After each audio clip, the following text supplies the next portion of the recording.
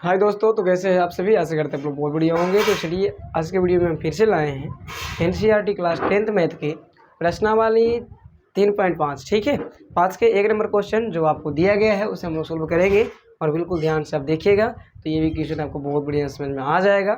और धैर्य रखिए, सारा एक्सरसाइज आपको धीरे धीरे हम प्ले लिस्ट में डाल देंगे और आप देखिएगा, मेरे वीडियो को समझ में ज़रूर आएगा। तो चलिए सबसे पहले क्वेश्चन को पढ़ेंगे और समझेंगे। चलिए क्वेश्चन कहता है कि निम्नलिखित रैखिक समीकरणों के युग्मों में से किसका एक अद्वितीय हल है। अद्वितीय हल का मतलब क्या होता है, एक हल, और किसका कोई हल नहीं है, और या किसके अपरिमित रूप से अनेक हल हैं।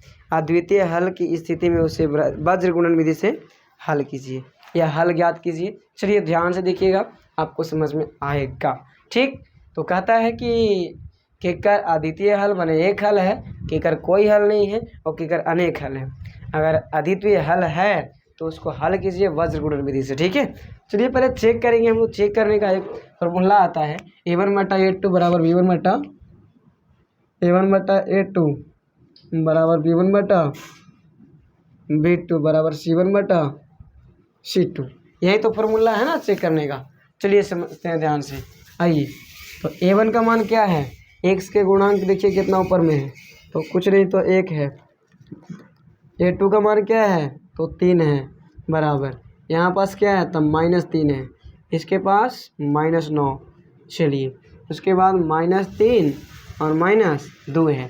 ठीक है, मतलब प्लस को आप नहीं लीजिएगा चलेगा, लेकिन माइनस को आपको लेना है। समझ रहे हैं ना। चलिए चेक कीजिए, तो आपको पता है 1/3 तो नहीं कटेगा, अब तो 3 तिहाई 9 कटेगा और माइनस से माइनस भी कटेगा, मतलब 1/3 आएगा।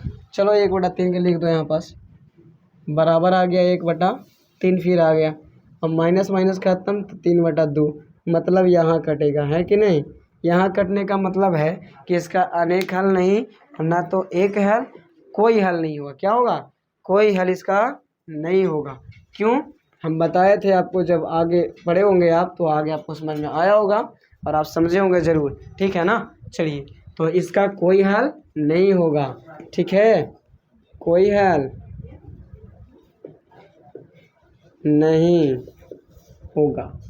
ठीक है, कोई हल नहीं होगा। क्यों, क्योंकि लास्ट में कट रहा है। ठीक है, अगर यहाँ कटता तो एक हल, कोई नहीं कटता तो अनेक हल। समझ रहे हैं ना। चलिए पहले आपको शर्त पता होना चाहिए तभी समझ में आएगा, अन्यथा नहीं आएगा। चलिए आइए, उसके बाद में इसको भी छाटेंगे, तो 2/3 होगा बराबर 1/2 होगा बराबर 5/8 होगा। तो ये तो यहीं कट जा रहा है। क्यों कट रहा है, क्योंकि देखिए दोनों आपस में बराबर है नहीं है। ठीक है ना, कोई इसमें बराबर नहीं है, तो इसका एक हल होगा, यानी क्या, द्वितीय हल होगा। द्वितीय हल,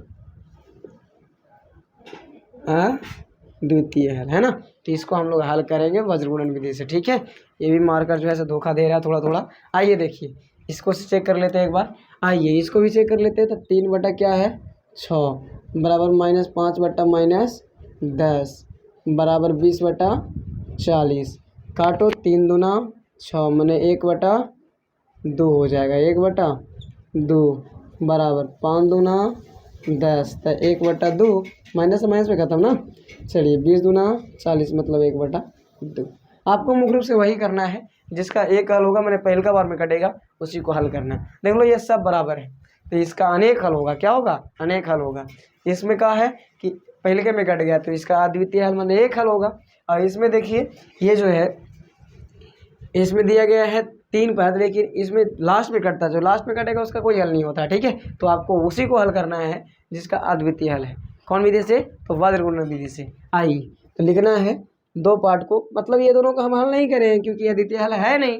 ठीक है, तो और 2-3 क्वेश्चन दिया गया है, उसको भी ऐसे आपको हल कर लेना है, उसको हम बनाएंगे नहीं, आपको खुद से करना है। ठीक, चलो आ जाओ तो हल करते हैं।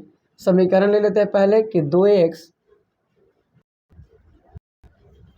वहाँ से directly a1 b1 c1 c2 के मान लिख देते हैं, क्या दिक्कत है। आइए, तो a1 का मान क्या हो जाएगा उसमें से, तो 2 हो जाएगा। v1 का मान क्या होगा, 1 होगा। c1 का मान क्या होगा, 5 होगा। a2 का मान क्या होगा, नीचे वाला आ जाओ, 3 हो जाएगा। v2 का मान क्या होगा, 2, और c2 का मान क्या हो जाएगा, तो 8 हो जाएगा। समझ रहे हैं। चलिए, तो अब फॉर्मूला होता है वज्रकुंड विधि से